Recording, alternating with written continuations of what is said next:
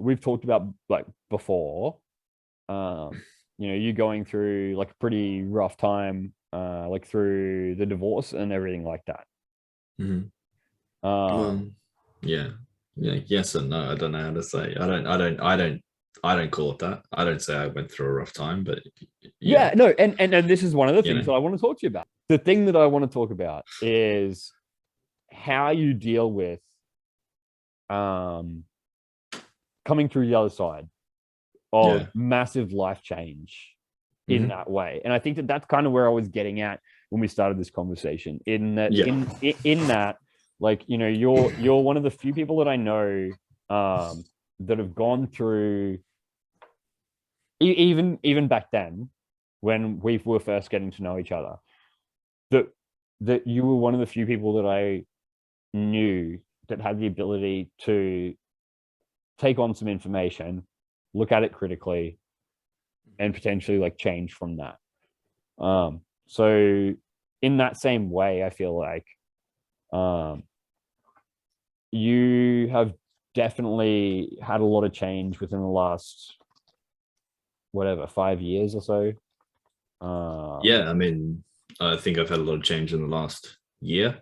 I think I've had a lot Yeah, of change in the last 5 years. You know, yeah, had a lot of yeah, change in the last 10 years. Yeah, I just had a lot of change. yeah, You know what I mean? Like with how I view the world, how I act in the world, how I how I get through life, how I view life, how I yeah, view other people. Do you know what I mean? Like, yeah, a lot of my opinions and just the way I look at things now has absolutely changed, and is continuing to change. You know, to an extent, like, you know, it's like I feel like the structure of my beliefs or my way of being is kind of there, but within that structure, it's change. You know what I mean? It's like I'm always looking for change because I'm yeah, always looking for improvements in certain areas. Do you know what I mean? It's like it's like a it's a thing I'm looking for. It's not something I'm always good at.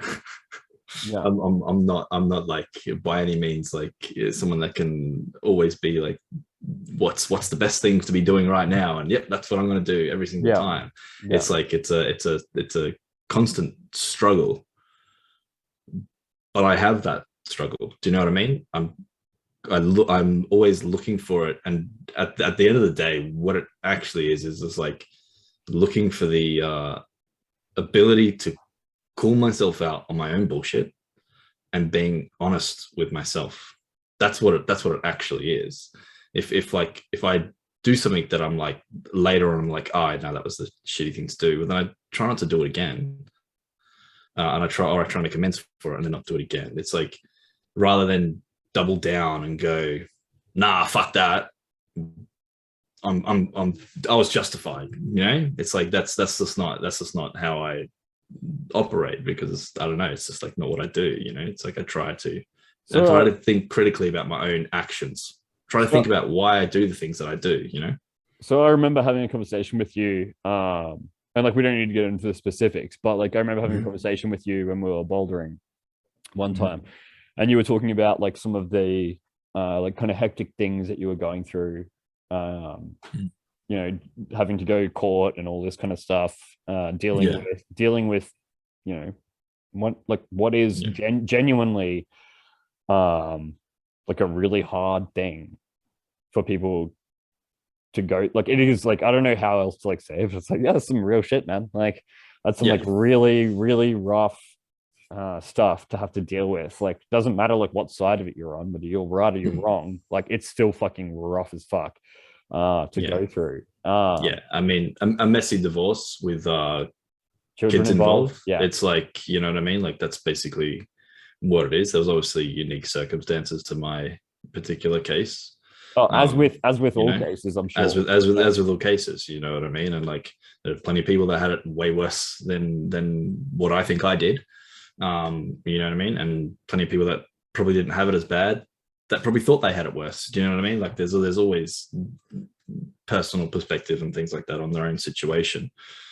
But yeah, going through that, it was an experience that was like to me, it was, I don't know how else to say it. It's like it wasn't the bad experience that it should have been, purely because I didn't allow it to be.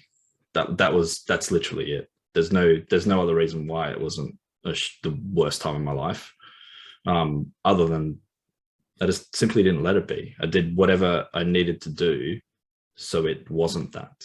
And in doing that, honestly turned it into, for my own personal self, one of the best times in my life, where I had the most personal growth, and where one area of my life was a shit show, which was my my relationship, my home life, and that, especially with the kids, the change going on there with not having the kids around full time anymore, and then not seeing them at all for an extended period of time. It was like what would have been like that in terms of that sense. Yeah, that was the worst thing that could possibly be going on right then. But the way to get around that for me was to do absolutely everything I could that was within my control. And what I could control was my own personal health, my own personal like state of mind to an extent. Obviously, when you're going through a really shitty thing, it's on your mind. You can't stop it from being on your mind, but you can minimize the amount that it's on your mind. There are things you can do, start meditating and being able to pay attention to your own thoughts. Let's kind of go through because I know that you almost, like, I guarantee you are like kind of laughing a bit at me for even like bringing this up, because like I know you well enough to know that for you this is kind of like water off a duck's back almost, in a way anyway, where it's like yeah, but I'm just being me. But I genuinely think that this is like a really important for a lot of people, and not necessarily if they're in the same situation, although I'm sure that potentially people that will listen to this will be in the same situation.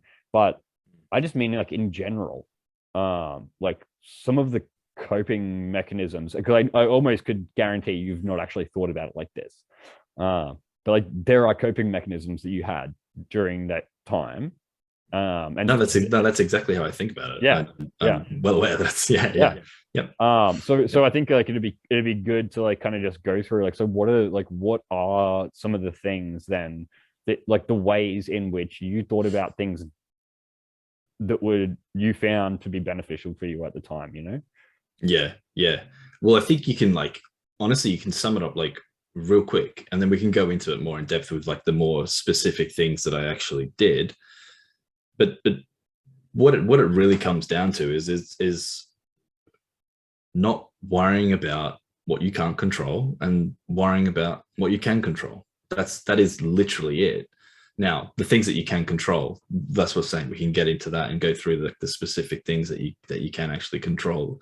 But that's really what it boils down to, is do that, and it's like it's all sweet then. Like there's literally you then literally have nothing to worry about, and you're just happy because you're just doing really good in all the things that you can do good in. So like, so because you've done the best in the areas that you actually can do something in, as well as not worrying about the things that you can't control. It's like you can't just do one without the other. Well, you can, but it's not as effective. So there's a freedom there that you get from the knowledge that, hey, look, all I've done is what I can do.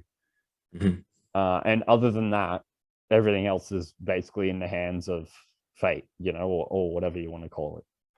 Yeah, it's I mean, it is what it is, that's I say that a lot because it's true. Like, if something is going to happen and does happen and you can't control it, you can't do anything about it, it's like, well, okay, like it is what it is. It's like that's the perspective that I have on it, which is something that I've taught myself to have. It was actually the moment that I realized that I should do that and that I could do that was actually from dealing with someone that has mental illness that does the same thing, but in a negative way. Yeah. Someone with mental illness is able to manipulate their own reality and find a perspective that suits them, but it's a quite often in a way that will hurt somebody else. Yeah. So that's not a good thing to do. But why can't you do that in a way that's a positive thing that doesn't hurt anybody else? All you simply have to do is look at a situation, find a perspective that makes sense to your own logic, that doesn't make you feel shit, and then go, yeah, okay, that's what I want to think, and think it, because it's real. It still works. You're not having to lie to yourself. You're just simply going through the different options of what you possibly think and going, yeah, this is the good one. This is the one that I want to settle on, because it doesn't make me hate the person. It doesn't make me hate myself. It doesn't make me sad. It doesn't make me angry. It just makes me like, oh, okay, is what it is. You know what I mean? And move on. And that's something that I realized that you can do, and that I had the ability to do, and simply started doing. And I still do it today, all the time, with everything. It's like anything that's like. Do you think that, hold on, I'm going to interrupt you. Do you think that, and I don't know if like the people that are like listening or watching are like kind of like picking up, we might need to like go into a bit more detail, but Yeah. But before we do that though, like just because it's like super interesting to me, do you think there's also a danger in that, creating your own reality that like best suits you might also mean that you're not recognizing things that are like actually need to be changed or something like that? Do you know what I mean? Yeah, and that's fair. That's an absolutely fair comment. And that's like, I don't know how to answer that, because that's absolutely right. That's absolutely a possibility, and there's the possibility that I've done that. Yeah, I'm just not aware of it. But I try to think about that. It's like I try to think of what's the thing that needs to be done here, and is there something that can be done here, or does it matter? Does this thing matter that I'm trying to feel better about? Like, do I need to feel shit about this? yeah. Do I need to feel really bad? Do I need to, or even like, is feeling bad going to make this better? Like, because usually the answer is no. yeah. Well, and that's honestly what it comes down to. Usually the answer is no. So that's why I always go, well, then don't feel bad. Which again, like it's so easy to say. Just don't feel bad. Right? Oh, dude, I have this memory. I was like doing a bunch of trying to listen to like Buddhist teachers and this kind of stuff, and like really drilling down on some of this stuff, and like the whole mindfulness like concept of like, you are not your thoughts, and like you are the one that is in charge of how your brain feels, basically. Which is kind of anyway like what we're talking about, not exactly, but and I remember I had this day with one of my employees who very well, and he had done something on a job that we were on, which like to me was just like, it's like, dude, you fucking knew better. Like, I was away at the time because I was having a child, and I came back and I'm like, holy fuck, man, like why, what in what world is this okay? Like, and I did everything I could at the time to be in that mindful perspective of like, you know what, there's a problem, we've got a solution, and the solution is I fix it. So I went and fixed it. And the whole time I'm like, just under the surface, bro, it's like, You know, when you see like you know when like there's like a pot boiling and you're like, you've got it on full heat, but it's like not boiling and it's not boiling and it's not boiling. And then you turn your back and all of a sudden that pot is just like, like there's water going everywhere. That's how I felt, right? And I remember just keeping it, just fucking managing to keep myself cool and calm. But I mean, he knew that he'd fucked up. And I explained it, you know, in a way that was like, oh, hey, so like obviously you know that this is not acceptable, right? Can you point out why this wouldn't be acceptable? You know, like something that I actually learned off you. Like, can you tell me why this might not be okay? And ended up, I was basically like, okay, guys, I'm gonna get out of here because it's like whatever, it was like 1 o'clock. We're gonna head off at 2:30. I was like, I gotta go. Like, I'm fucking out of here. And I remember driving home in my car, just being like, mindfulness. Like, it's okay to be angry, but I am not my emotions. And trying to not identify with that feeling. And so this practice of like, no, let it go. I've done everything I can in that situation. This guy understands what happened, and I didn't fly off the handle or anything like that. Like, I literally did the best of my ability, understanding, you know, all the limitations that come with working with people and everything like that. Like, I did the absolute best of my ability, and driving home my car, and then it would be like I would totally forget about it, and I'd be like driving down the highway, and all of a sudden I'm like, oh wait, that's right, I'm pissed off. And it would all come flooding back. Creeps back in, and then it floods, and then you're back in it again. Then it's like, stop. That's where you've got to catch yourself, and that's what mindfulness is, you know. And that's like I brought up before about the meditation, and that's, to me, that's what I got out of meditation. The ability to catch yourself thinking about something that isn't helping you. It's not helpful. It's like you're aware of the situation. It's not about lying to yourself and pretending the situation's not there. It's just not having it consume you.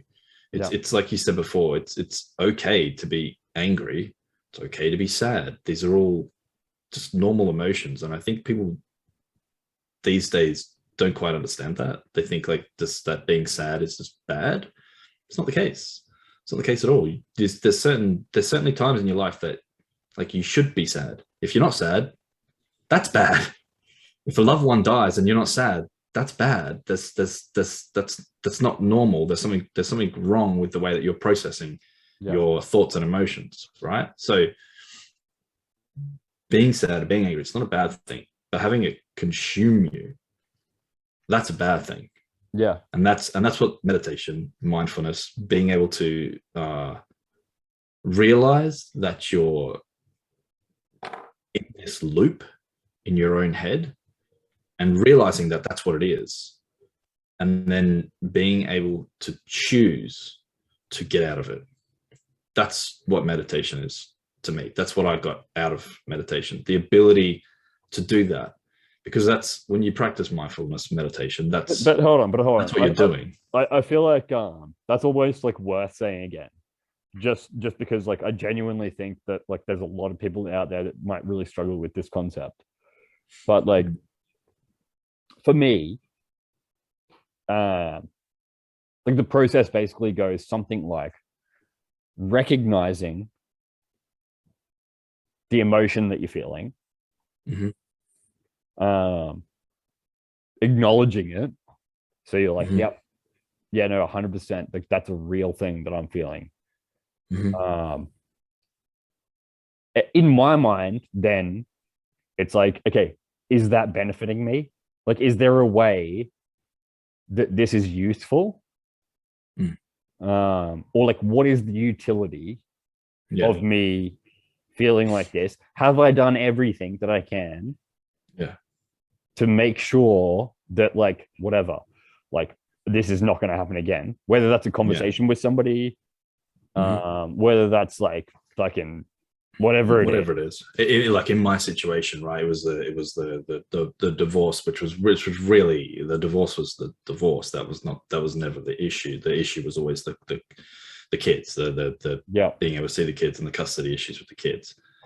For me, once you're in that process, it's a very long process with huge gaps in between events, you know, of going to court or having another meeting or having another thing, right? With huge gaps in between, sometimes months at a time. What help is it doing if you've already got the next thing booked and you're waiting 2 months for the date to come up? Yeah, you're gonna be pissed off for 2 months. How is it beneficial to you or to anybody to be pissed off, to be sad, to be angry for months on end? You know, it's like, it's just not. So recognizing that, and then having the ability to stop yourself going through it over and over and over and over and over and in your head, and you know what it's like, you know what I mean, when you're pissed off or when you're angry, and it's like you run through these scenarios in your head of like, well, I'm gonna say this, and it's just like, you know what I mean, you're having this argument in your head all the time with yourself, pretending that you know what's going to happen, and it's just never the case. It's just like, this is never, however the fuck you think it's going to happen, whatever argument you're having in your head is never going to actually happen in real life. You're not practicing for shit. You're literally just arguing and upsetting yourself the entire time. So there's a phrase that I really like, which is like living in your head rent free. Like, I really like that, because it's like, that's what it is. Like that's what that is. It's like who's that benefiting? Like who is it that's winning in that situation when all that's happening is you are basically driving yourself insane? It's not an easy thing though, and I feel like this is one of the reasons why I wanted to talk to you about it, man, is because you know, I really feel like your ability to do this is something that I admire so much about you. It is,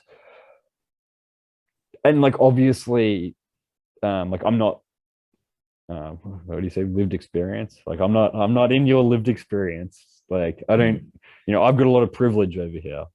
No, but it's true. But it's true though. Like in a lot of ways, like that's really true. Is that like I have a lot of privilege of not having your lived experience, man, and like it is a super brutal thing that you have been through, regardless of like whatever happened, you know, during the divorce and who did what to who and all that kind of stuff. Like that actually doesn't matter as much. Just in this conversation, the thing that I really admire is your ability to like look forward in life. And to not dwell on the past. And one of the reasons why I wanted to talk to you about it is because like dude, there is so many people that literally spend their entire lives looking back. And I think it's a really helpful conversation to have in terms of just some of these coping strategies and how you got to that point where firstly you were able to recognize that was not a beneficial thing, but secondly developing some mechanisms behind that could keep you going day to day. I think it's important to say that it was never just like I'm just wanting to be better because for myself, do you know what I mean? It was never just about my own personal journey. You know, I had other motivations as well. And I think that's important to say, because I wasn't just sitting there with no motivation at all and just went, you know, I'm just gonna do this. I'm just gonna live better, be better, be happier. I'm just deciding to do that. I definitely had other motivations there. You know, the kids were obviously a huge one, you know, like, but I would be lying if I said that one of the motivations, honestly, is just I'm a stubborn person. My stubbornness. You are a stubborn motherfucker. Yeah, I am. I really am. You know, and I'm aware of that. And it's like, I think a lot of people think of stubbornness in a bad way. Yeah, and it can be. Of course, it can be. If you're wrong about something, or you're doing the wrong thing, or you're not doing the right thing, and you're then stubborn and go, nah, fuck you, this is what I'm doing, and you're being stubborn, that's a bad thing. Yeah. But for me, in this particular case, I don't think it's wrong of me to say that there was a situation where someone was trying to make my life worse, and I'm a stubborn prick, so I wasn't going to let him. That's the truth. That's such a beautiful yeah. like no. So like it's actually not a good thing. Like, as in, like, you weren't doing it out of the kindness of your heart to be good to yourself. You were just like, you know what? I'm going to do the opposite. Yeah. It was, yeah, no. And I want to make that clear, because I think that's important. It's like, it's not just fucking rainbows and shit like that. It was literally a huge part of it was this stubbornness, where someone's trying to make my life worse, and it's a fuck you. Yeah. You're not going to let you. Yeah. In this situation, you know, there was always, obviously with custody issues, it's a battle for basically time with your kids. And it was, in my mind, and I think this is an accurate representation of the situation, it was a situation where someone was trying to limit the amount of time that I get to experience and spend with my kids. So for me personally, the thought running through my mind a lot at the time was, I'm not losing that time. I'm going to get that time back. Yeah. And more. So for someone who was, like, at the time, like, extremely overweight, extremely unhealthy, well, how do you get that time back? I was like, well, I'll just live longer. I will simply extend my lifespan. Yeah. By getting healthy and losing weight. And that is hilarious. I've actually never even thought about it like that before, but this is awesome. Like, this is a part of this conversation I don't think I've ever even had with you. Like, yeah, fuck you. I'm gonna live longer. Well, it's I don't it's like not a nice thing. You know what I mean? It's like I used it as like as fuel. Do you know what I mean? To motivate myself, right? And I wanted to say it because, like you said, it's like, you know, we're having a conversation about how you can deal with situations, and it's like, this is how I was able to deal with the situation. And because I'm that person, that was like definitely part of it. I don't know that if I wasn't the stubborn person that I am, I would have gone through it the same way. I don't know. I'll never know, right? You can't know. No, because you can't be anybody else but you. But so, like, yeah, obviously. But I'm aware of my own, like, personality traits, and I'm aware of how I am, and I'm aware that I'm a stubborn person. I'm aware that, like, I had these thoughts, you know, while I was going through the situation. So I think it's important to say. But yeah, that honestly was another big motivator, right? Because it's never one thing either. It's never like, oh yeah, I'm just doing this because I just want to do this. It's like that's like never, in my experience, not enough to actually make like actual change. There's got to be reasons for it. It's never one thing. It may be enough to, like, crack open the door, but, like, to go through that door is a much harder like thing, and it usually takes a lot more motivation to actually continue like through that path, you know. Yeah. And it does get easier though, like, once you start in doing stuff, and, you know. So before we go there, let's talk about, like, some of the coping mechanisms and stuff. Yeah, like, this to me is, like, the most like, just in terms of, like, actually being relevant to people. Yeah. Like Like hard actionable things that you can actually do yeah. to improve your life. And these are things that everyone can do. They're not special and not unique. They're not special or unique to me. It's like if anyone does these things, it's like you're gonna have a happier, better life. It just you can't not. So we've obviously already discussed about like meditation. That was one of them. That's huge with your. Let's stay on that for a little bit though, because like I want to actually like talk to you about like, did you have a practice? Like how often were you doing it? What kind of meditation were you doing? Like let's have a bit of a conversation about that. Yeah. So I was doing mindfulness meditation. I ended up I went through a couple of little app things like pretty quickly, but then I think within a few days of me starting it, I ended up settling into one called Headspace, which is like a very popular, common meditation app. And it just started by doing just little quick ones. There's like little introductory ones where you can actually like set the time that you do it for. There's daily ones. So that's how I started out. I just started out doing just whatever the daily meditation on was for the day, which like honestly. So something like 10 minutes a day or something like whatever. So you actually get to select the time. So this is why I really like this one. On the Headspace app, when you select the meditation you want to do, it then gives you different ranges of how long you want to do it for. And the shortest one is actually 3 minutes. Yeah. So it's like, there's no excuses for, I didn't have time. Yeah, 3 minutes is like literally. You don't have 3 minutes. Like you don't have 3 minutes, really. Right.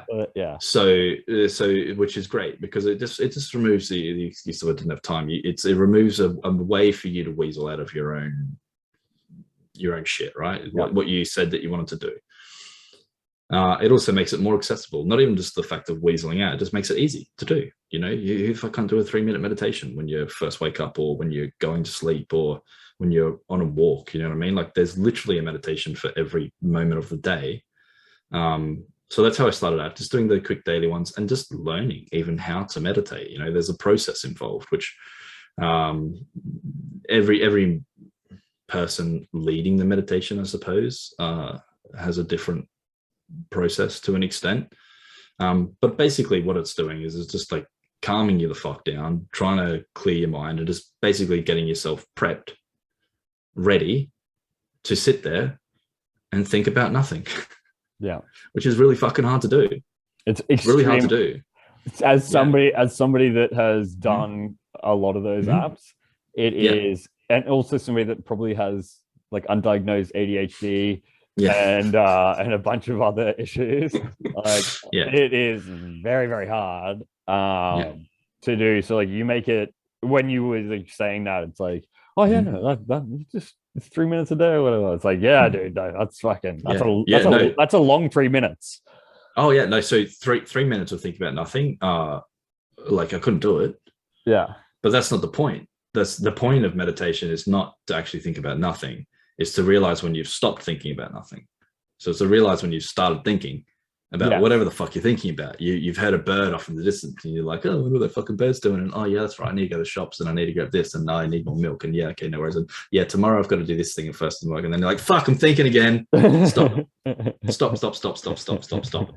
nothing. So it's interesting. Breath in, right? Breath out, right? You know, you focus on something to keep your mind occupied without thinking. And with the mindfulness meditation and the one I was doing, it was the breathing. It was focused on the breathing in, breathing out, breathing in, breathing out. That's it. Just keep doing that. Breathing in, breathing out, breathing in, breathing out. Focus on the air actually coming in your nostrils and feeling your lungs expand.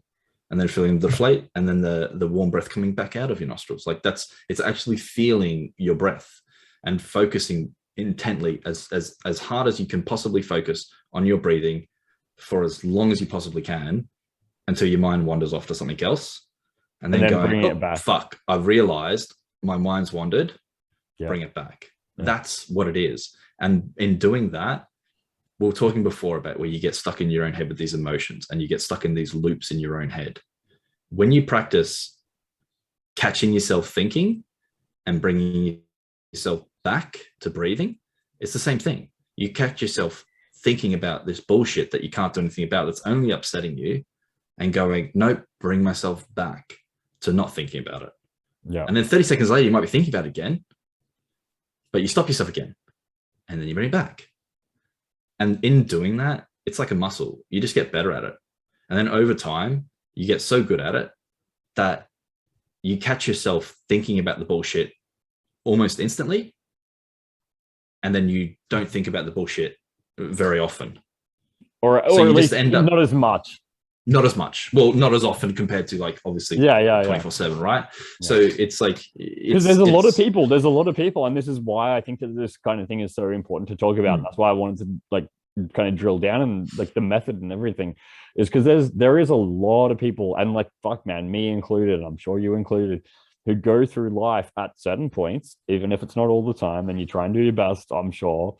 But there is a lot of people that just go through life, and that immediate sensation of feeling and that immediate sensation of like thinking, there's no question about that. That's just that's who you are. Yeah. And then the reality is that's actually not who you are. Yeah, exactly. That's what you're letting happen to yourself. And once you kind of draw that distinction, like, I don't know, it's almost like it's a pretty like anxiety inducing thing almost, because you can be like, hey dude, just stop it. Do you know what I mean? Like, stop it. You're being mean to yourself right now. Yeah. But anyway. Yeah, my partner Abby, she suffers from like anxiety, and it's like a joke when she's like anxious about stuff, and I like just tap her on the forehead and be like, just don't. Yeah. Do you know what I mean? Like, have you thought about not? Yeah, like, right. It's a joke. Do you know what I mean? Like it's just because obviously you understand that it's not that easy. No, it's absolutely not. It's absolutely not. It's something that like you have to work at. It's something that you also just maybe not can't do. Like, do you know what I mean? It's like, but you don't know until you try. You can definitely improve at it. It doesn't mean that it's going to go away. It just doesn't mean that, like, you know, when I was meditating and fucking living my Zen life, that I never fucking had any. I love the idea that you're just like this of Buddhist monk or something. I'm just walking around with the, you know, the fucking the two ball things that are just like, you know, with my fucking rosary beads and shit, and my, you know, it's like I just floated everywhere. I didn't have to walk. It was good, but you know, it doesn't mean that I never had any fucking like moments of like fuck this, and you know, in my own head of like just frustrated and angry at the situation. But it definitely limited it to a lesser amount. You know, it's like so I have this experience with meditation where like there's similar kind of meditation to what you're talking about. Like just mindfulness and like focus on the breath and all that kind of stuff. And to be honest, like I find that really really difficult to do, like very, very difficult. I have had now whatever, just like through listening to podcasts and like different Buddhist teachers and whatever talking about meditation. I think it was David Nickturn talking about meditation, and he gave me this totally different perspective on it. So like on mindfulness meditation, where he was like, I think it was on the Duncan Trussell podcast, and he was talking about like, actually no, like that time where you stop yourself and go back to the breath. He's like, no, like that's actually not right. Look, I'm paraphrasing. I'm 100% paraphrasing, by the way. Yeah, that's right. Like, yeah. But I thought you were quoting here, but that's fine. Carry on. but basically, his idea is like, no, like actually, it's the wrong thing to do to be like, oh, I've noticed it. Now I'm going to go back to focusing on my breath, because that's not realistic. Like, it's just not, because you live in the city. You're going to hear cars go past. You're going to hear a dog bark. You're going to hear like life is happening, like real life is fucking happening right, like all the time. So you can't just be like, oh no, this is not happening. His point was that those things that interrupt your meditation actually become part of your meditation. And that the key is to recognize that those things are part of the meditation, so that transition of you focusing from your breath to like a fucking ambulance siren that's going past. That's not a bad thing. And actually, it's not like you should go back to your breath and you should be like, oh no, I've done the wrong thing. I've ruined my meditation. Actually, no, that is your meditation. Like that's actually part of your meditation. Yes. You need the interruptions. You need the thoughts. You need the ambulance, whatever it is going past. You know what I mean? Obviously, when you're sitting in a quiet room, there is no external distraction. So the meditation is the internal distraction. Yeah. If you're in a situation where you're, I did a lot of walking, so I do walking meditations a lot as well, because it became, game theory. I wanted to do more meditation. More meditation was better, so it was doing multiple meditations a day sometimes. So let's talk about that a little bit, because I know that there was like a gamification of the meditation practice, because I remember you being like, oh dude, I'm almost at 30 days or whatever. So within the app itself, there was like little achievements, and you've meditated for this amount of time, you've meditated for this many days in a row. The thing that actually stopped me meditating, that broke the habit of me meditating, and I haven't really picked it up again since, was I broke my year-long streak of meditating every day. It's something, circumstances happened that I happened to miss the meditation that day. Can you tell me what it was? What was the circumstance? I was just out with friends. So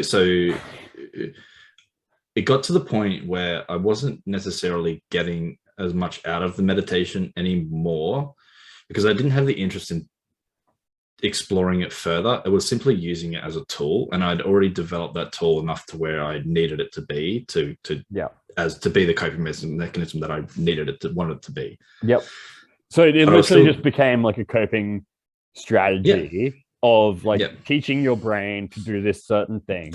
Just teaching my brain that it can do this thing, that it can be in control of my own thoughts. And once I've got that, that's all I wanted it for. I didn't necessarily want it for anything more than that. Not that there isn't more than that. There absolutely is.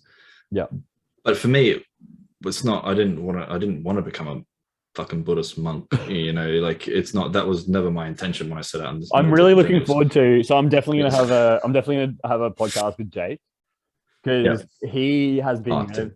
Dude, he has been meditating. He's still going. Yeah. For like, that's insane.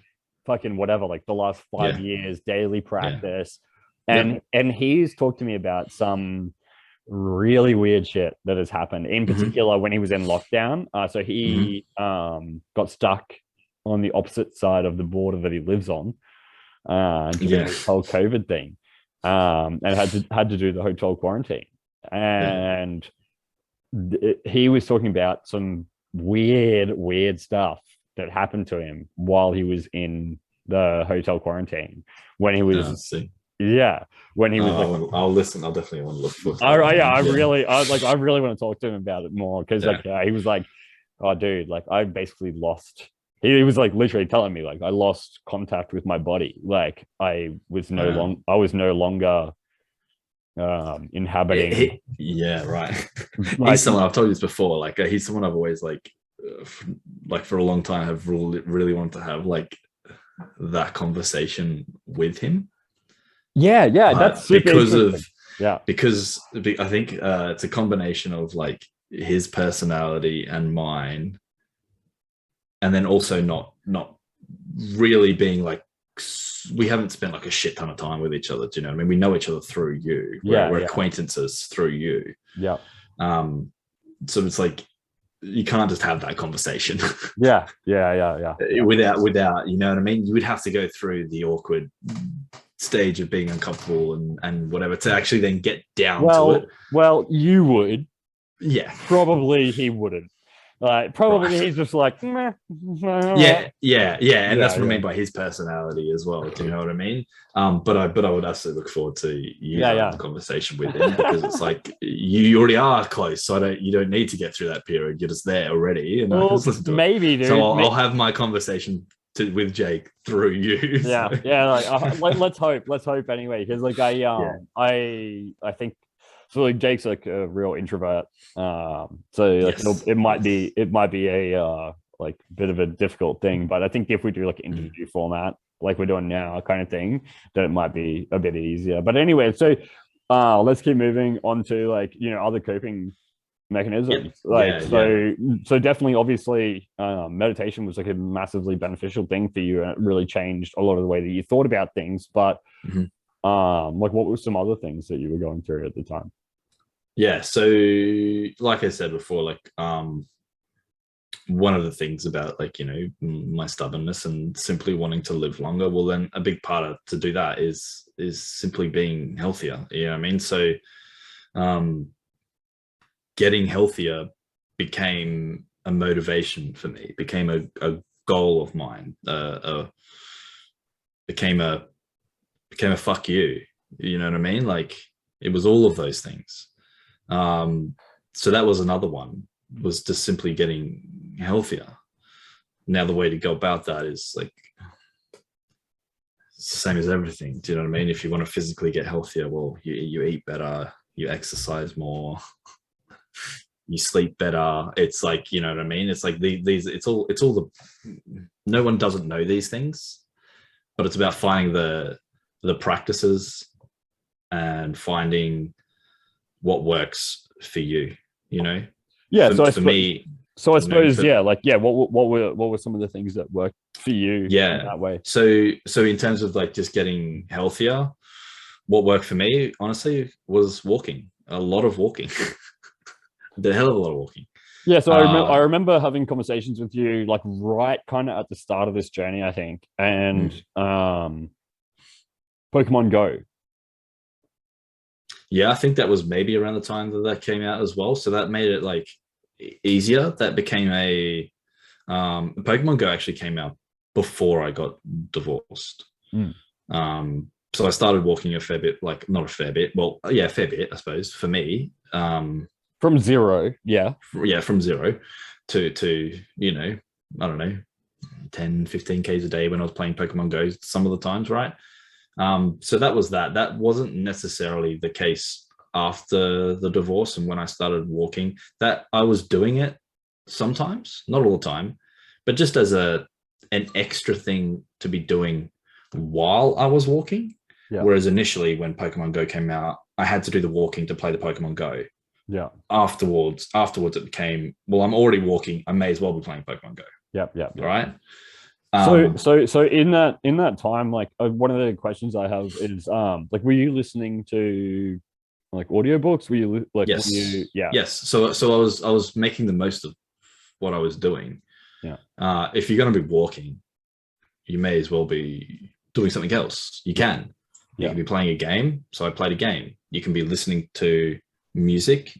You could be listening to a podcast. You could be listening to an audiobook. Like there's other things you can be doing at the same time to maximize what you're doing, right? And that became like important to me, and I think that's a thing that other people can do. It's like, just because you're doing something that's good, walking, doesn't mean you can't be doing something that's better, walking and listening to a book or a podcast. I think that's such an important method.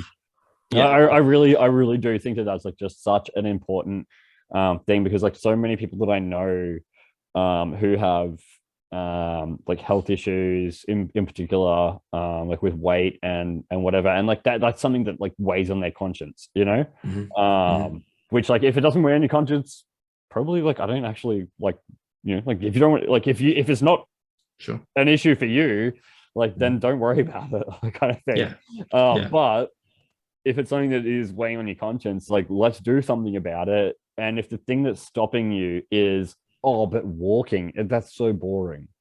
It's like, Yeah. yeah, but there's ways to gamify it. There's ways Yes. to Yes. be productive and be walking. Like Yeah. make a buddy where you don't even have to be walking with them, but you can give them a call every Tuesday and Thursday and have a conversation with them while you walk around, your set route or whatever it is. And it's like, it's going to have to be individual to the individual person.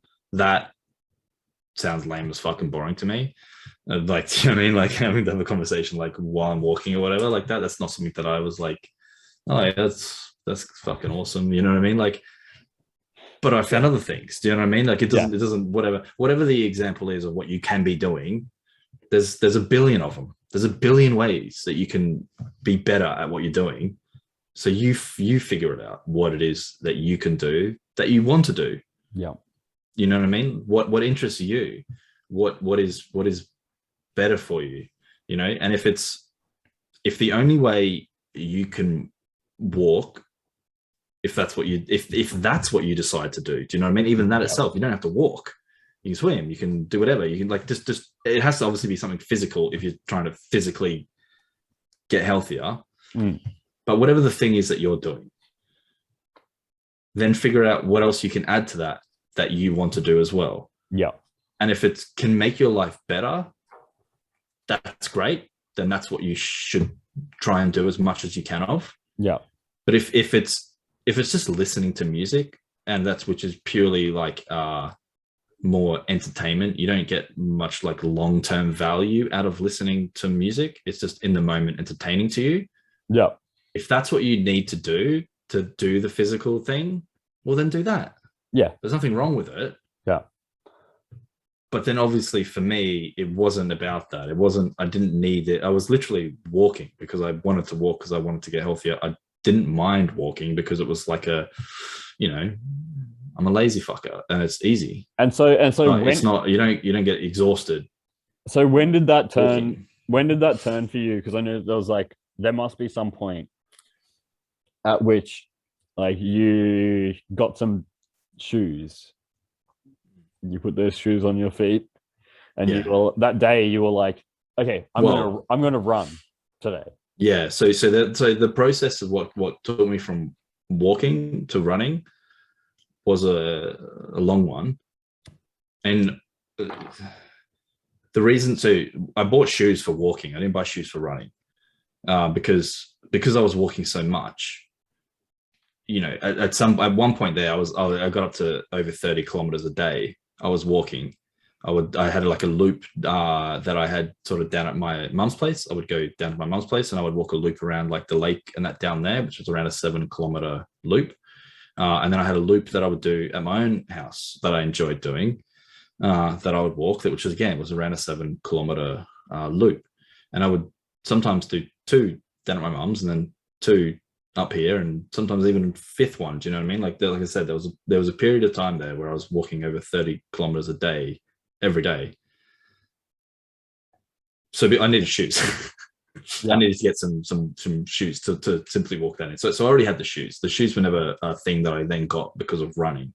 Yeah. What happened was, by the way, my reference to shoes wasn't actually about the shoes. Right. It was just like that was a metaphor. What was the transition from walking to running? Yeah. So I was doing all the walking, lost like a lot of the weight. Then I was doing other things as well, which we can get into. Yeah, really. Yeah. Just from like walking. Well, not just. Yeah, just from walking. Just from walking. So like what I'm back to like now weight wise is what I got down to from just walking. The last wow. Like so all up I lost 50 kilos. The last 10 of that, which I have now put back on, was from the strenuous exercise that I started doing. The first 40 was from walking and diet only. That's it. 40 is a lot, bro. Yeah, it is. Yeah. That's Small a lot. person. Small person. Yeah. Yeah. My children, both of Yeah. them together, 1'4", 1'2", Hmm. almost 3, Probably less than 40 both kilos. together don't weigh 40 kilos. Yeah. Yeah. Yeah. And they're So, heavy. They're heavy to pick up. Like if yeah. I'm holding Yeah. both of them, like that's Hmm. fucking, I'm like impaired. Hmm. Yeah. Yeah. So, which I think that's also important for people to realize. I think it's important for you to realize that you can be at a healthy weight and lose weight if you are overweight without doing extremely strenuous exercise. Yeah. Now, there's other benefits from doing the strenuous exercise that you don't get from walking. That's right. Yeah. But in terms of just the weight, I would say the most important thing is just simply moving a little and diet. Diet is the most significantly important thing in terms of controlling your weight, way more so I would say than actual exercise. So this is really interesting to me because actually, like, I don't because of whatever my body composition and everything else, like it's actually very hard for me to understand this stuff, and we've literally never had this conversation before about like the diet aspect in relation to like the exercise and whatever. But so you think that the like changing your diet was just as big of a thing? Bigger in Really? in terms of losing the weight, bigger. Yeah.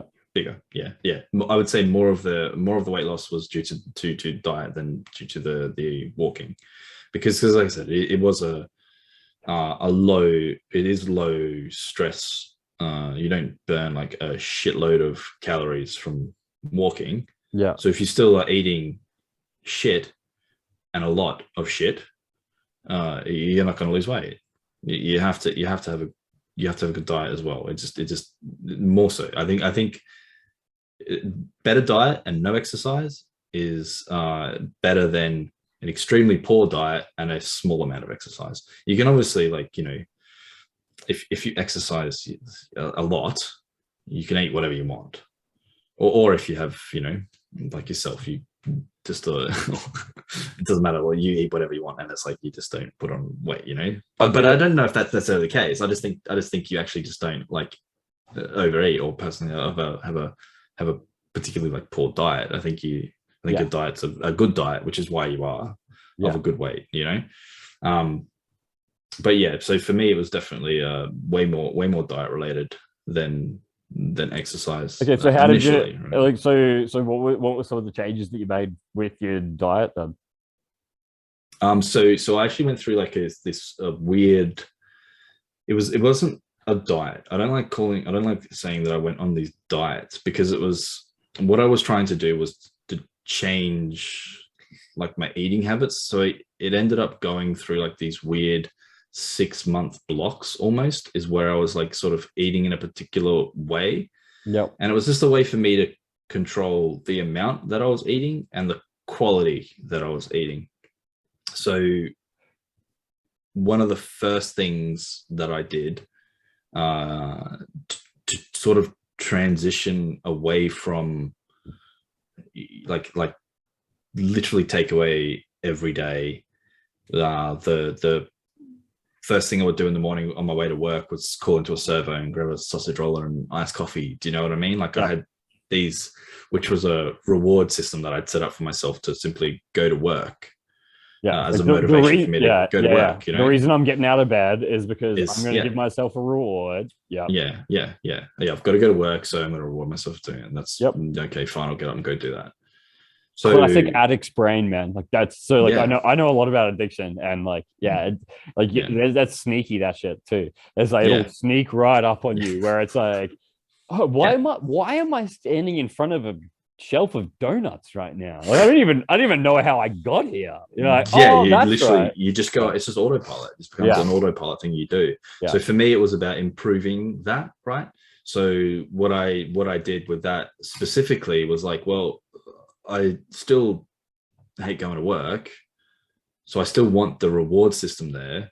I still want something that it's like, no, like this is a thing that you can have as a good job, well done, good boy.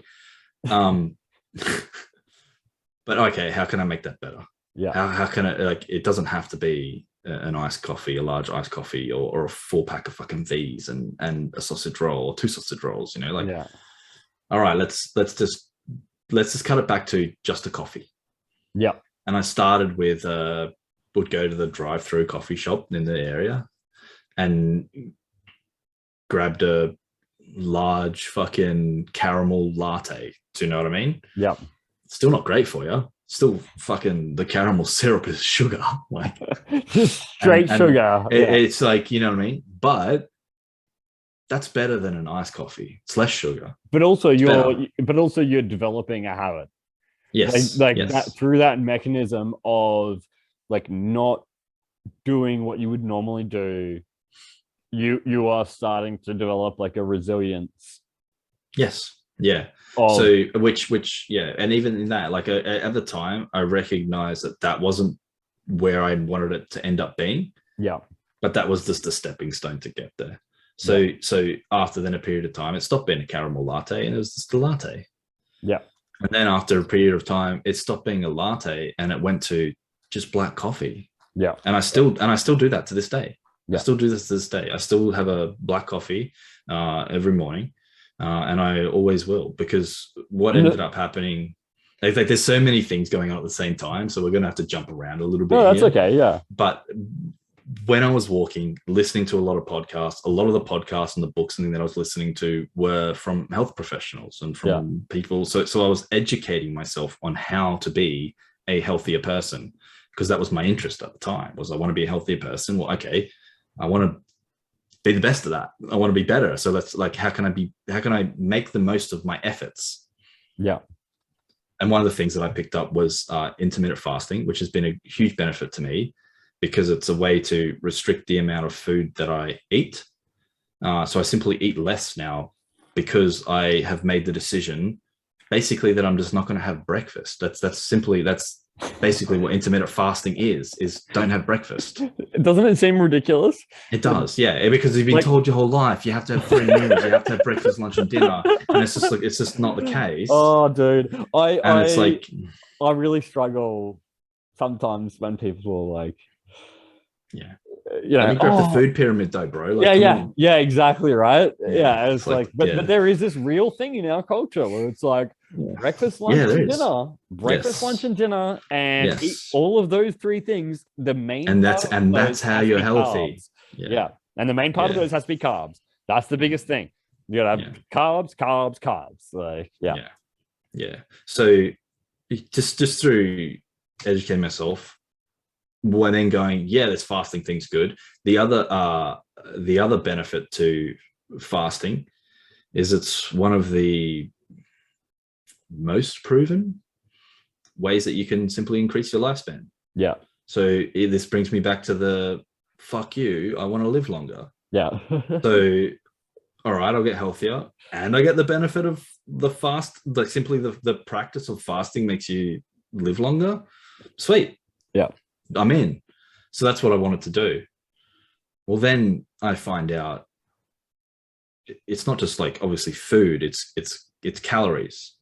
So having milk in your coffee is calories. Yeah. That breaks your fast.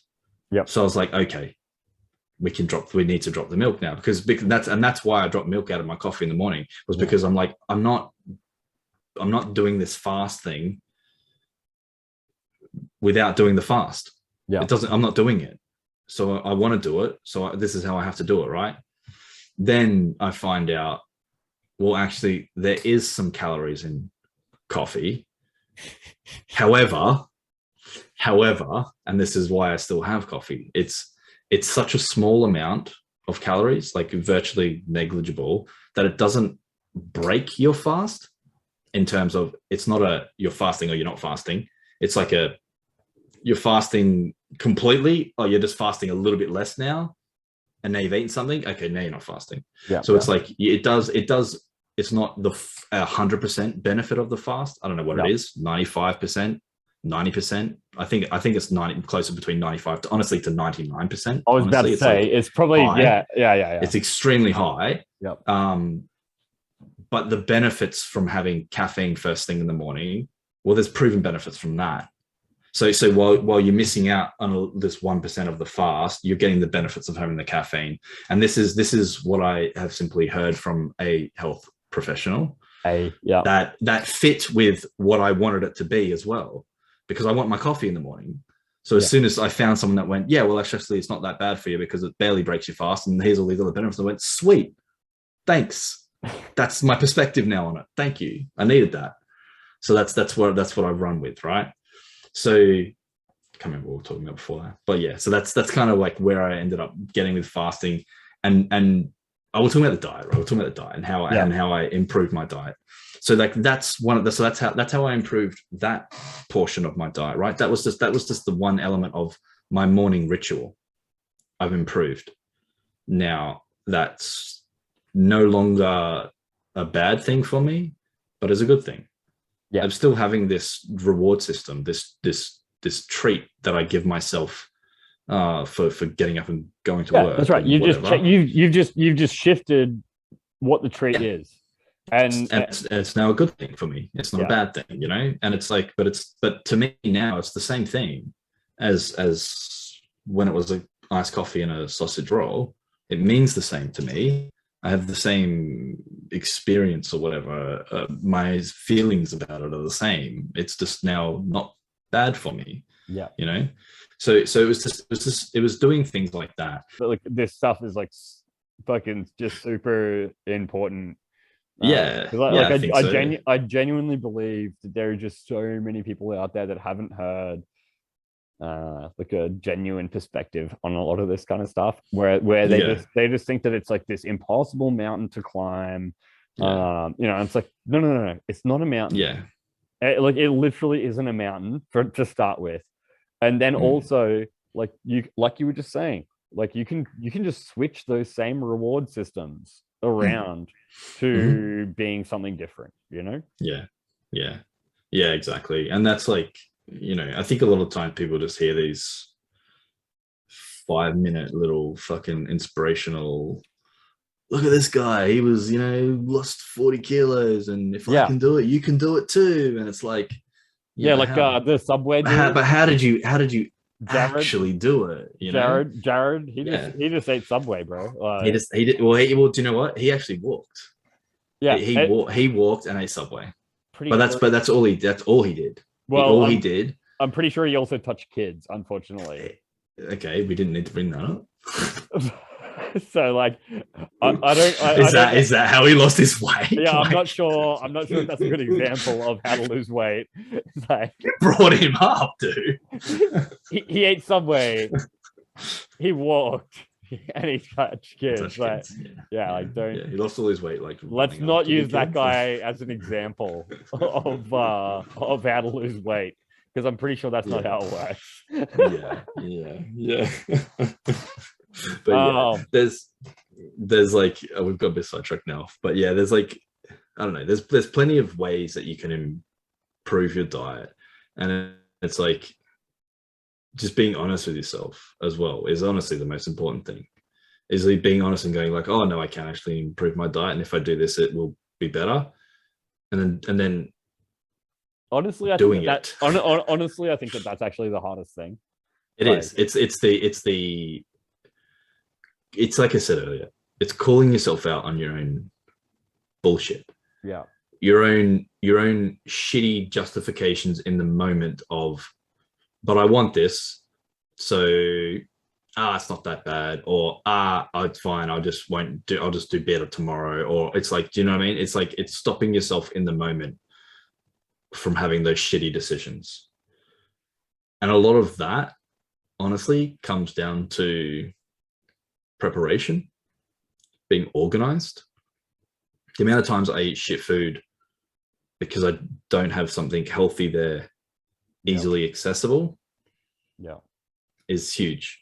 The amount of times you eat shit food because you're like, it's like even changing your mindset on food and things like that. It's like when it's time for a meal, or it's time to consume food, if you go, what do I feel like? You're fucked. Because what do you feel like? Well, no shit, you feel like eating fucking KFC and takeaway and like no shit. It's designed to be that way. Dude, every time I eat KFC, I need to take a nap. Yeah. I give me like an hour or two after eating like some kind of because it's shit. I'm like oh fuck, I genuinely like feel like an anxiety. And then I'm like, I need to have a nap now. Like if I don't have a nap, I'm going to be a shitty person. If I don't have a nap, like it's fucking gross, dude. And this is actually something that I realized even just with coffee as well.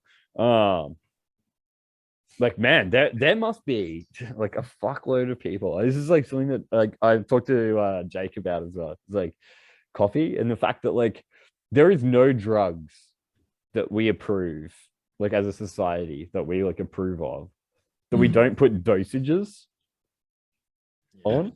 When it was like recommended dosage. No. Coffee. Like you just get a tin or like you get a jar. You just like help yourself. Like literally how about it? Yeah, so like and it's like the sad thing is it's like a lot of people think it's like because it's caffeine. It's like how you can't abuse caffeine.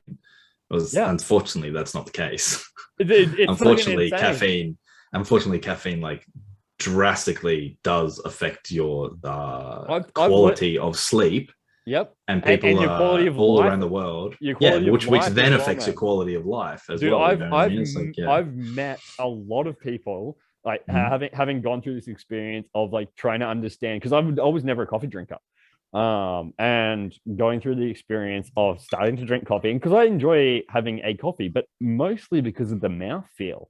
You know what I mean? Like mostly because it's just like a nice hot drink to have. I actually don't want the fucking pick me up effects. That's not something that I'm into. Like that's like if that's what I want, there's better drugs that will do that for you. But what's interesting to me is that like talking to people about this, they're like, oh yeah, I literally can't do a poo unless I have a coffee. Right. Like that's a reality. That's a reality for people. You know what I mean? Like I cannot start functioning in my day without having a coffee first.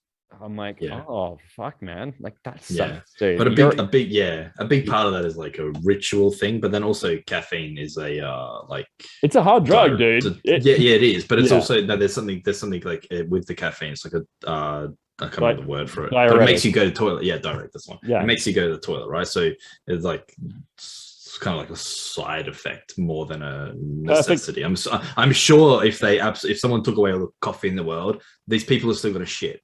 No, trust me. For sure. You know what I mean? So it's like but it's like it's more the coffee late in the day and late at night that is the in my mind the bigger issue of people having like too much caffeine. I think that it's actually the things that we don't notice. So like for instance, the anxiety or like the feeling of unease on the come down. So like I don't know for a lot of people if they've experienced like a fucking hard out come down from drugs.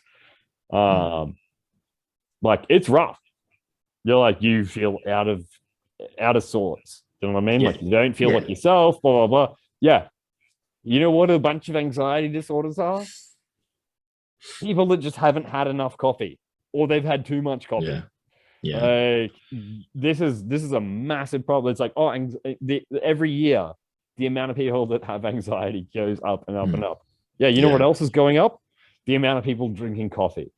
Yeah, and I think even like I think coffee is even maybe the wrong word to use as well. Like it should be caffeine because it's not coffee. Right. It's like it's like the energy drinks. It's the Red Bulls. It's the V's. It's the Mothers. It's the whatever the fucking brand they are. Do you know what I mean? It's the caffeine. It's because it's like the kids are having it now. The kids. Those damn kids. Like, you don't see kids walking around with their like cappuccinos at 10. But you see kids Well, I don't know, actually, dude. you are more and more these days, actually, because it's So becoming more of like a cultural thing these days. Coffee, but I just did a job at the girls' school just down the road from us, Mhm. and the most interesting part about that job for me, oh, the beautiful curved walls. Like I was like fucking super stoked with it. Like my work is amazing. Anyway, but going into the like to go to the toilet because this is in the school holidays when there's nobody there, right? But they had the buildings open so we could go to the toilet and like go into the toilet. They have a cafe in the fucking school, Oh wow, like a cafe, dude. like an actual cafe. Yeah, Yeah, right. it's a legit cafe, like Yeah. Well, I in the know, school. like, is it a primary school or high Yeah, school? no, high school, Oh, okay. Yeah, yeah, yeah. but Okay. like a Yeah. cafe. What the fuck, Yeah. man, Yeah, but you gotta think like, there's 17 and 18-year-olds, I mean, at that school. dude? So like there's that, do you think it's weird Yeah, a 17-year-old having a coffee? I don't think that's particularly weird. okay, I think okay, like I think a okay, 10-year-old having a coffee is weird. but that's the same. That's the same school. Is there 10? That's what I'm saying. Is there 10-year-olds at that school? Well, year seven. Oh yeah, true. Year seven's high school now. Yeah. Yeah. Like, Maybe. And I don't know. Yeah. So like I don't know. But I would suggest that maybe the school shouldn't be selling coffee to at anyone?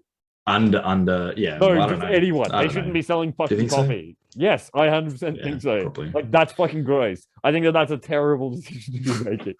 Here, we've got drugs. Like you're literally going to be drug dealers at the school, but it's okay because it's coffee. Anyway, so let's move on. So we did exercise.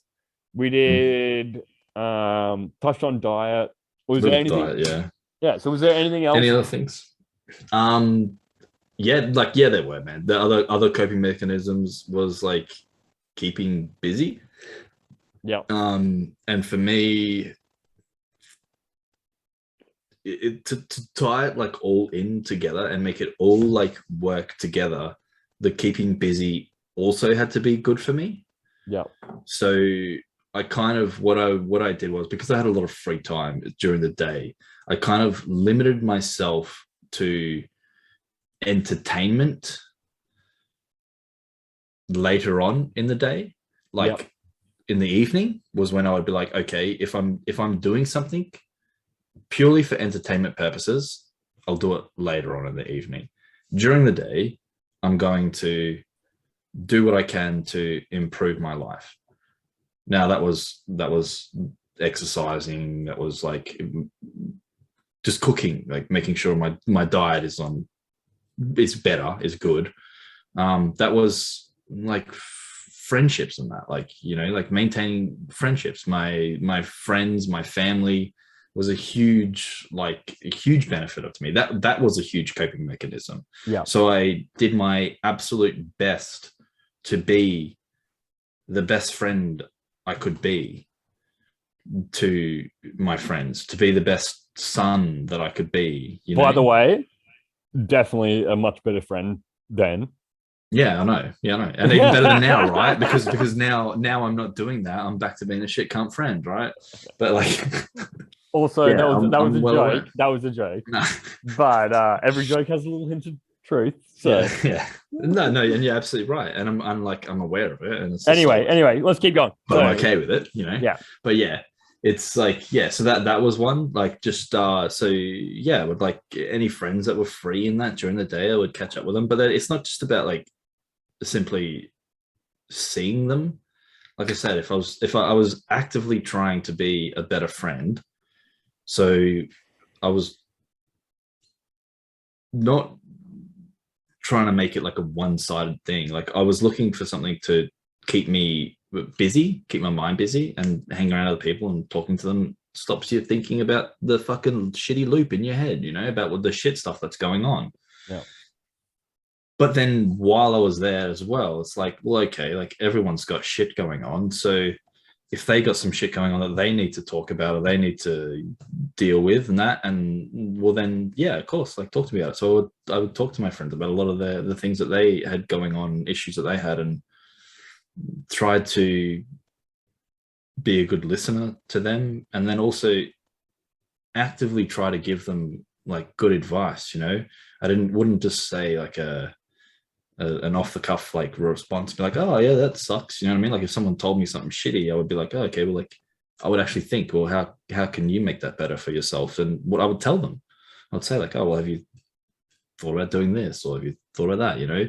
And I know it helped with a lot of my friends because they would tell me, you know what I mean? Like, Yeah.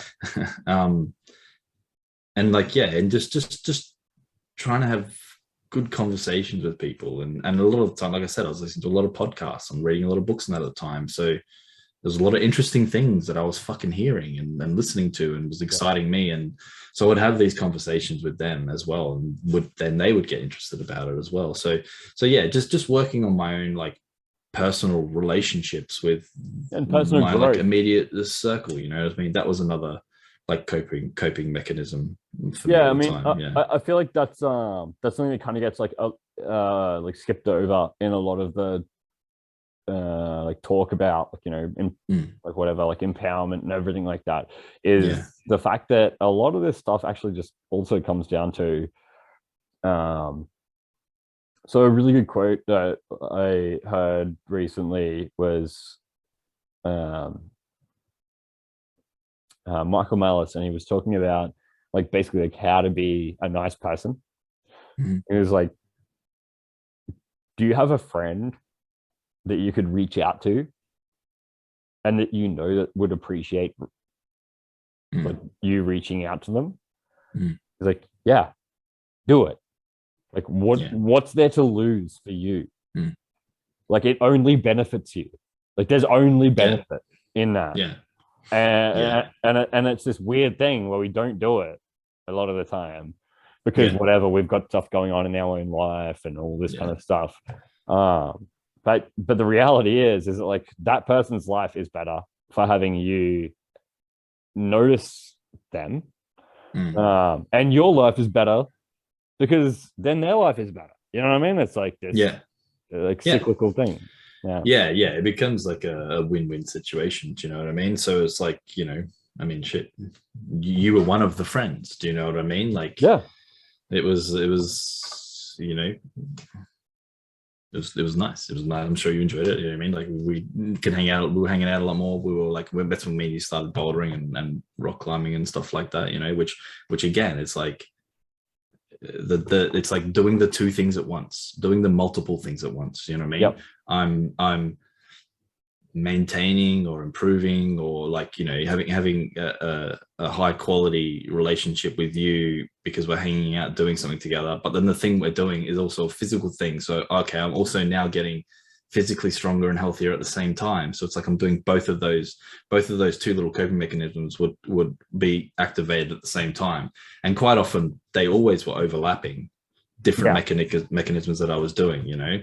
Whether it be exercising, like, or just living healthier, or educating myself, or maintaining better relationships. They were always there, or even the mindfulness. You know what I mean? Like, so a lot of the time when I was walking, I would do walking meditations. You know, it's like you can do multiple things at once. Yeah. And that's what I started doing, and started making the most of my time with those things. So yeah, that was definitely another one. Like relationships. I don't know how else to sort of sum it up into one word, but yeah, relationships. That's it. It's like, yeah, investing in like in your like the people that are around you. Like, yeah, it's fucking super important, man. Like, and unfortunately, like I think the older we get and the more that kind of like life brings on challenges and that kind of stuff, it's super easy to just like let that stuff go by. But the reality is that it makes your life deeper and more meaningful to have those relationships, and to have that contact with people. And it is one of those things that keeps you grounded, and keeps you like in contact with reality, because it can be very easy to just shrug off that kind of thing, and you know, do your own thing. But yeah, to have that grounding mechanism and have that like thing to where you're like bouncing things off somebody else, like where somebody's like, hey, what are you up to? Yeah. If your answer is oh yeah, I'm just doing the same thing all the time. Yeah. That's like, oh, okay. Like, Yeah. cool. Yeah. You know? Yeah. Yeah. But no, it was definitely like, I don't know. Yeah. It was definitely one of the other things that I was like actively thinking about and working on. It wasn't just a thing of like oh, I'm bored, like who's free to do something. Do you know what I Yeah. mean? It was like yeah, okay, I want to keep busy. It's like so okay, yeah, like who's free and what do they want to do? And then also, like you said, like actively trying to make that experience of us hanging out as enjoyable like for them Yeah. as possible as well, you Yeah. know, Yeah. which again only benefits me because then they want to hang out more. And what do I have right now? A fuck ton of free time. Yeah. And it's like, you know, and a fuck ton of energy. I've literally just gone from like, you know, having a family around all the time, a very demanding situation on my time and energy, like Yeah. maintaining this situation, the family, that situation that was going on, Yeah. to then none of that, Yeah. none of that responsibility, none of that time taken up at all, and Yeah. just like virtually my entire day became free. Yeah. So it was filling that space, like I said, through the day with as much positive things that I could do, and not allowing myself to like fall into this like hole of not actually doing anything positive, just filling the time, just occupying my mind so I'm not thinking about it. Like I could have just sat there and watched movies all day, and that would have kept my mind off things. So I'm watching a movie, I'm just engrossed in the movie, you know. Yeah. But how does that help me long term, you know? How does that help me fulfill my goal of saying fuck you, I'm going to live longer and get that time back with the kids, you know? Yeah. How does that help me fulfill my goal of just becoming a healthier, happier person? How does that help me fulfill my goal of, you know, it like doesn't do anything. So not that I don't think you should have any of that. I think it's important to have like, you know, downtime and like I said, like, you know, what I just considered basically just purely entertainment value.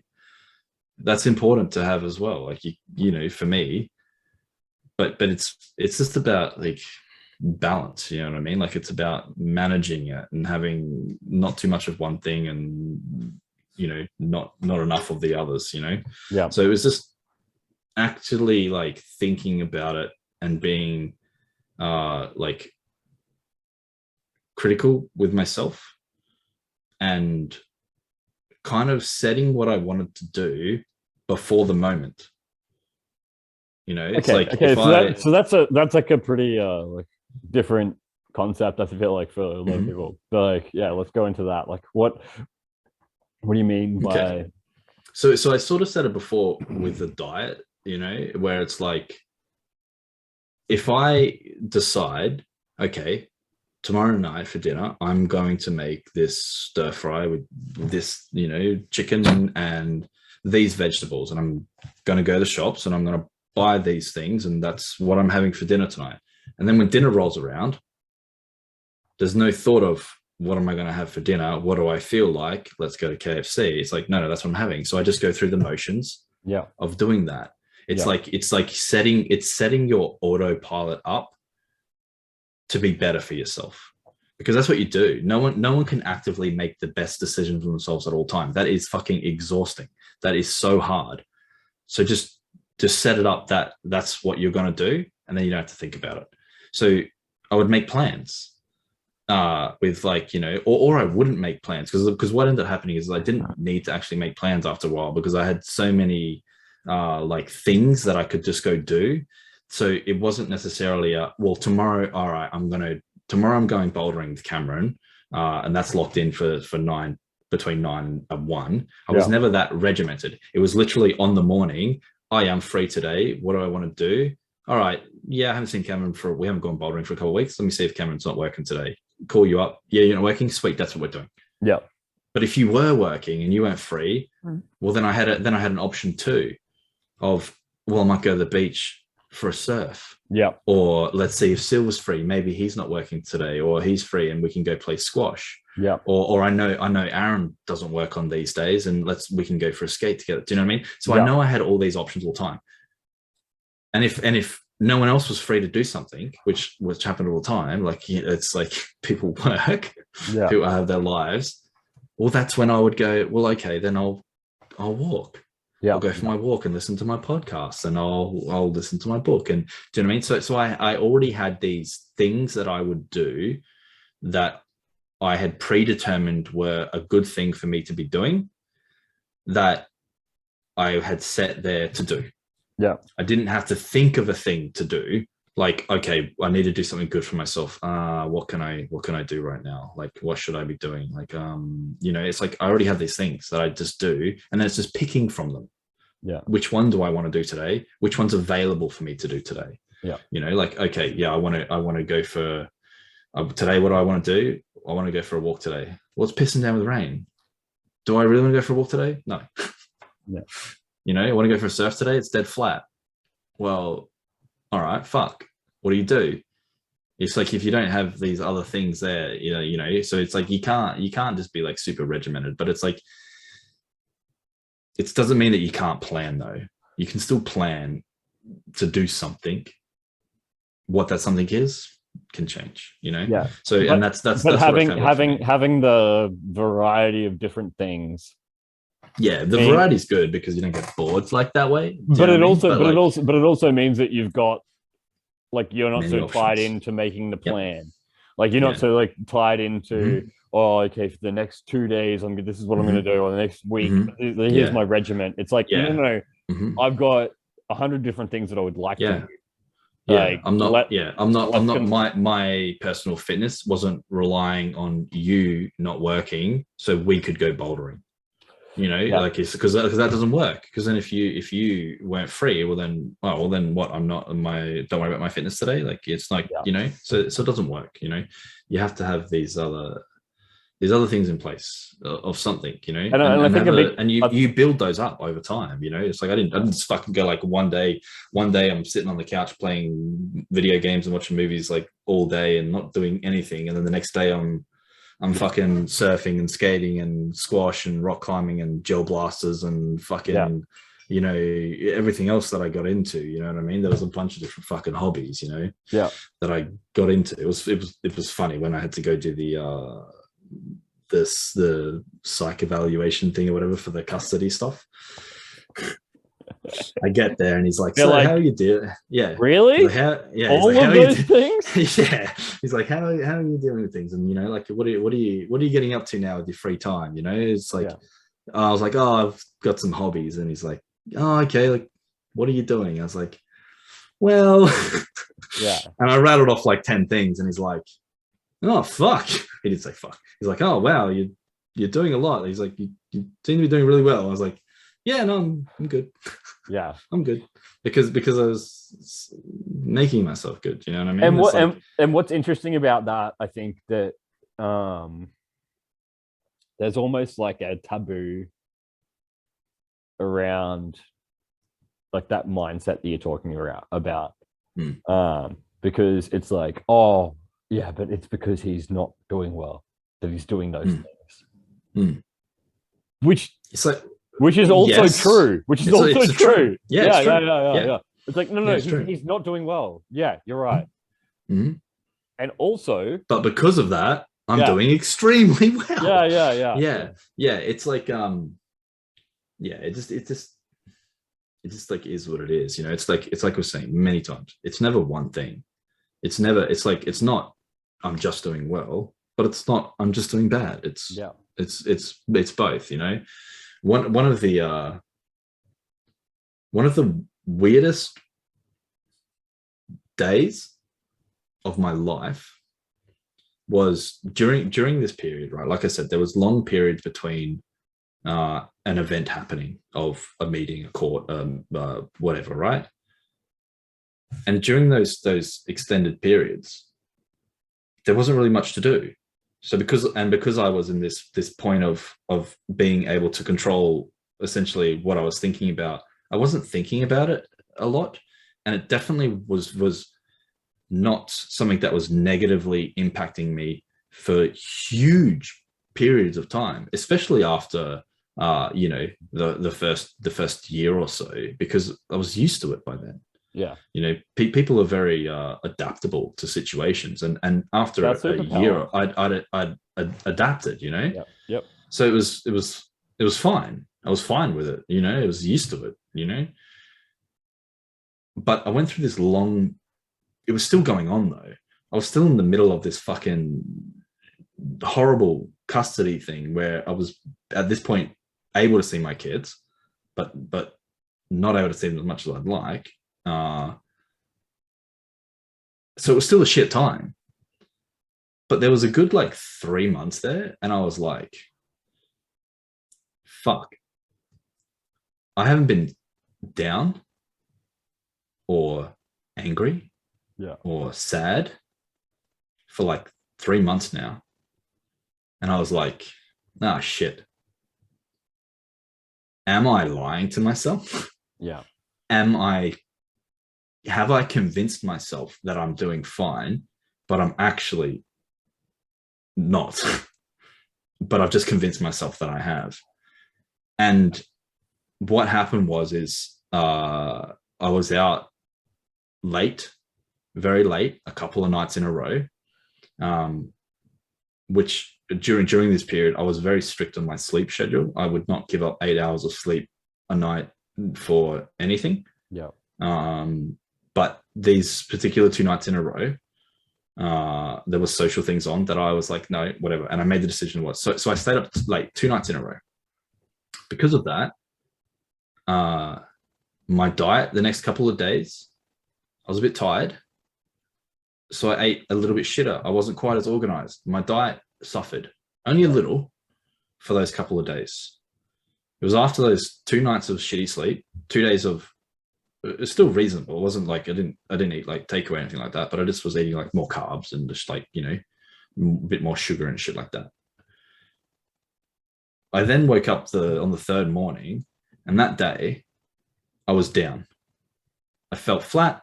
I felt a bit sad. I was like, oh, you know what? This whole fucking thing's like just shit. And I was like a bit frustrated and a bit angry with it. And I remember sitting there, and I was like sad and missing the kids and really down. And I was like, oh, thank fuck. I'm not lying to myself. Yeah. I'm not like fucking. And explain that a bit. Why? What made you feel like that? Noticing that I was down and sad meant then that, like, well, obviously I'm still capable of feeling sad about this situation. I haven't lied to myself to the point where it's like I'm oblivious and it's just ignoring it. Yeah. I'm aware of it, and yeah, it's a shitty situation, and yeah, I'm sad about it.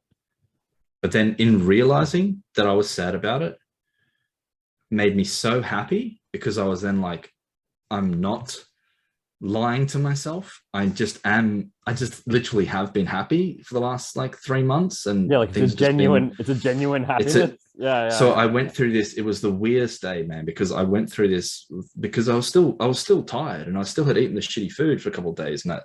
So I would go through this weird fucking roller coaster where I would be like down and a bit sad, realize I'm sad, go, oh, I'm sad. Yes, I'm like not fucking psychotic. Woohoo! And then after a while, I'd be like, oh, but I'm still tired and whatever. And I'm like, and I'm sad again. Yes, I'm sad. And it was so weird. I've never been happy to be sad in my life. Yeah. But this day I was. And it's such a weird, I've never had that before. I don't know if that's a fucking thing that people have very often. Like, who the fuck gets happy about being sad? I'm pretty sure there's a word for it. A unique situation that had to occur for that to be for me, but it's like Schadenfreude. It's like okay. There's a word for it. Never heard that before.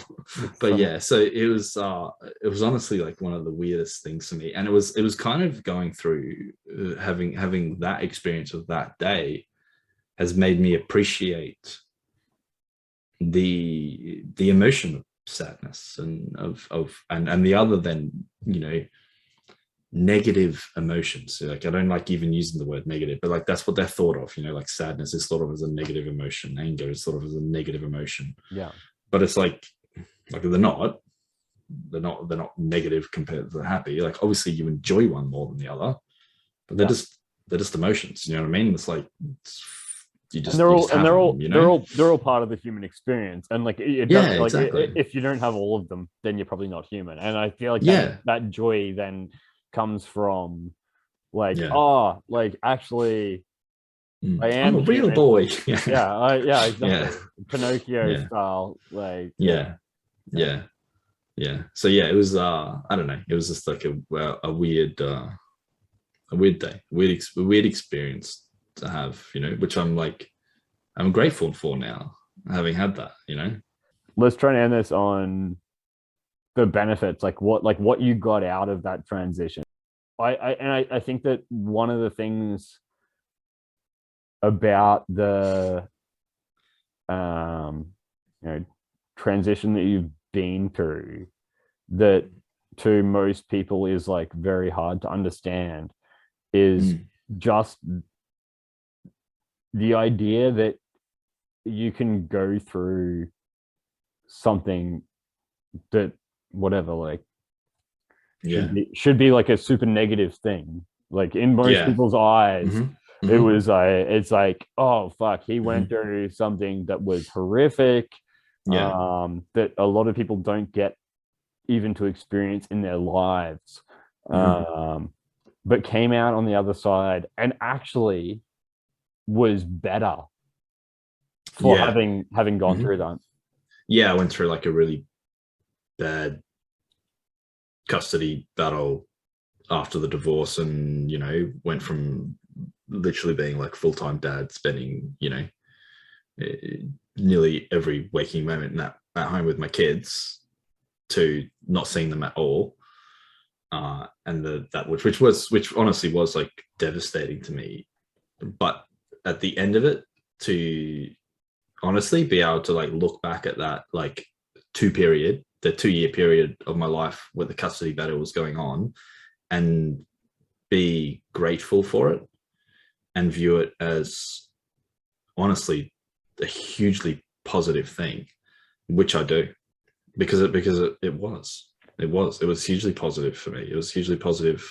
Like the benefits that I was able to gain in that 2-year period are not just life lasting for me, but will be life lasting for my kids, for my friends that are around me. You know what I mean? Like the improvements that I was able to make to myself in that 2-year period is going to benefit, everyone that then comes into contact with me, that gets to get any of the benefit. You know what I mean? For the rest of my life. Like it's massive compared to like just that 2 years. You know what I mean? And like I said, the mindset of that I had of what have I lost? Yeah, I've lost things. I'll never get that time back with my kids. The birthdays that I missed, the milestones that I missed. I'll never get that back. And I'm aware of that. And I'm not like, it's not like that. It's not that doesn't matter. That does matter. That does suck. That is sad. Yeah. But it's just so far outweighed by the positives that I would be lying to myself to say it was a negative thing. Yeah. So because of that, it's when I look at everything that was encompasses in that experience at the time and moving forward, it's like, honestly, it's like one of the best periods of my life, and one that I'm, like I said, extremely, extremely grateful for Yeah, now. it's interesting, man. Like I don't know if I've ever said this to you, but like there is a like pride almost that I have for how you dealt with this stuff. Even at times, like I remember having conversations with you at the gym and whatever, where I was like, oh, like how's everything going? And you tell me how everything's going. I'm like, holy fuck, dude, everything seems really fucked up right now. And you're like, yeah, but like whatever, like it is. It is Yeah, what it is. like yeah, exactly. Like it is fucked up, but also Yeah. like I these are the things that are positive about it, and Yeah.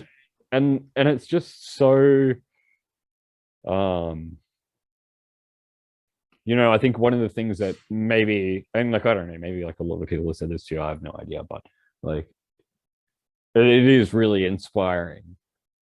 The fact that you've gone through, like you went through that, and that you came out on the other side and have just been like able to make the most of it. Yeah.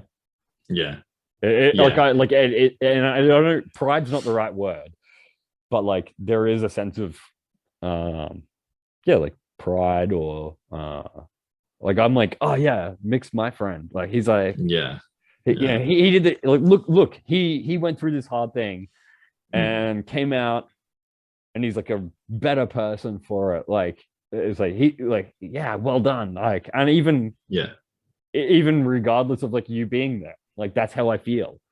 And it's a weird thing, like for even somebody on the outside, I feel like to acknowledge is like, yeah, like so I have my parents ask me like, oh, how's Mick? I'm like, yeah, he's doing fucking really well. Like, he's doing really well. Oh, like it's weird, you know what I mean? Like I'm like, oh yeah, no, he's actually doing really well. Like yeah.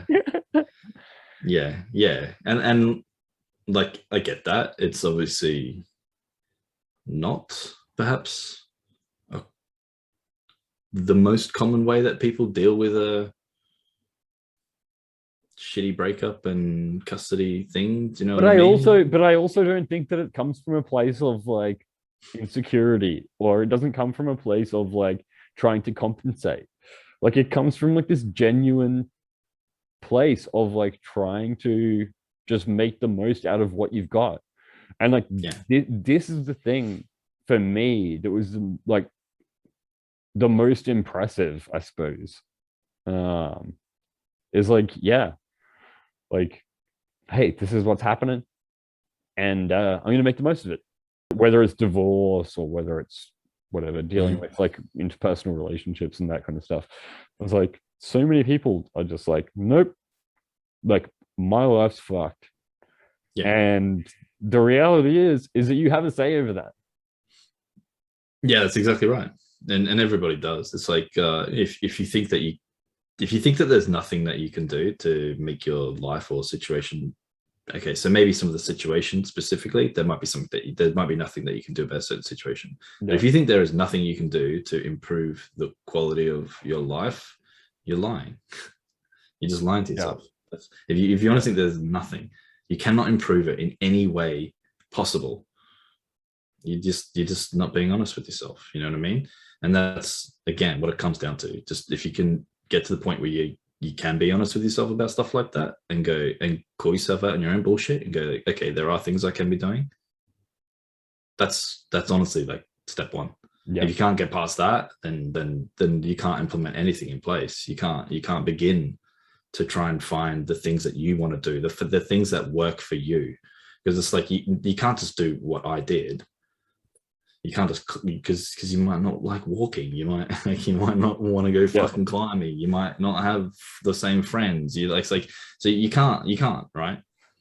But whatever it is that is going to make your life better, you can absolutely fucking find those things. They're there. And that's all it is, Find them. Make it better. Yeah, make it better. All right, sweet. All